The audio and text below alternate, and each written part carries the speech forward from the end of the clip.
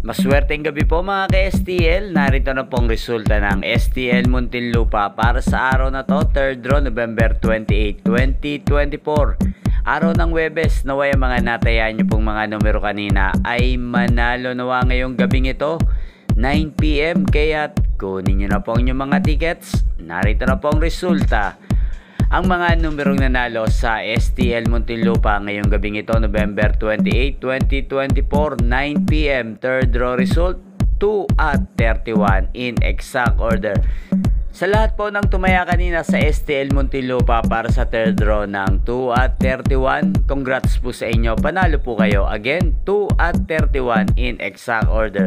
At shoutout po natin ngayong gabing ito sa STL Muntinlupa si Ate Carla. Ate Carla ng Muntinlupa, shoutout po sa iyo. Naway nasa mabuti po kayong kalagayan. At sa lahat po ng mga taga Muntinlupa dyan, shoutout po sa inyo.